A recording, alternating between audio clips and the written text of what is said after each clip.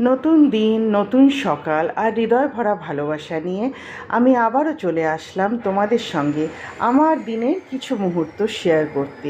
ঈশ্বর করে তোমাদের দিন যেন খুব মঙ্গলময় হয়। তো আজ সকাল থেকেই আমার বড় মাথা ব্যথা হচ্ছে, তাই জন্য আজ আর আমি ব্রেকফাস্টও কিছু করিনি। তবে রান্না করতে যাওয়ার আগে ভাবলাম একটু বড়া ভাজা খাই। আসলে ডালটা গতকালেরই বাটা ছিল, সেটা দিয়ে একটু বড়া ভাজা খেয়ে রান্না করতে চলে আসলাম। এখন বসিয়েছি ভিন্ডি পোস্ত।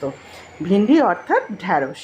আসলে কি জানো তো, আমার লাইফের বহু বছর আমি নন বেঙ্গলিসদের মাঝখানে কাটিয়েছি, তো একটু হলেও হয়তো আমার ভাষাটা তাদের দ্বারা ইনফ্লুয়েসড হয়েছে। তবে আমি মনে করি কি, ভাষা যাই হোক না কেন, আমার ফিলিংস, আমার কথাগুলোকে তোমাদের সঙ্গে শেয়ার করতে পারাটাই হলো ইম্পর্টেন্ট ব্যাপার, তাই না? তো এবার আমি বানাবো ভিন্ডি পোস্ত তো হয়ে গেছে, এবার বানাবো ক্যাপসিকাম আলুর তরকারি। তার জন্যে পেঁয়াজ, রসুন, আদা, কাঁচা লঙ্কা আমি একসাথেই চপ করছি। তোমরা চাইলে কিন্তু আলাদাভাবেও করে নিতে পারো। এবার আমি তেলে জিরে, জোয়ান আর হিং ফোড়ন দেব।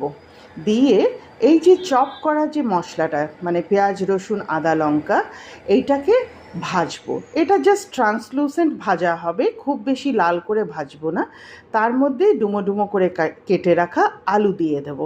আলুটা দিয়েও লো টু মিডিয়াম ফ্লেমেই কিন্তু পুরো রান্নাটা করতে হবে, তবেই কালার আর এটার টেস্টটা ভালো হবে। এবার এটাকে ঢাকা দিয়ে দেবো। আলুটা একটু ভাজা হলে পরে এর মধ্যে ডুমো ডুমো করে কাটা, দ্যাট ইজ কিউবস করে কাটা ক্যাপসিকামগুলো দেব, একটু টমেটো দেব, সেটাও কিউব করে কেটে। আর তারপরে এর মধ্যে দিয়ে দেবো বেসিক মশলা, হলুদ, লঙ্কা, জিরে, ধনে আর আমচুর পাউডার। এই রান্নাটা একটু টক হয়, টেস্টটা কিন্তু অপূর্ব। আমি আমার এক নন বেঙ্গলি ফ্রেন্ডের কাছে এই রান্নাটা শিখেছি, আমার ভীষণ ভালো লেগেছে। ভাত দিয়েও খেয়েছি, রুটি পরোটা দিয়েও খেয়েছি, আমার খুব ভালো লেগেছে। তাই আমি অ্যাডভাইস করব তোমরা একবার হলে অন্তত ট্রাই করো। তো এবার মশলাটা দিয়ে এটাকে কষাতে হবে। যদি মনে করছো মশলাটা সেটে যাচ্ছে, সামান্য একটু জলের ছেটা, জাস্ট খালি স্টিম হওয়া পর্যন্ত ওটা দিয়ে ওটাকে সেদ্ধ করবে। যখন সব তরকারিগুলো সেদ্ধ হয়ে যাবে, ফিনিশ করবে একটু কসুরি মেথি আর গরম মশলা পাউডার দিয়ে।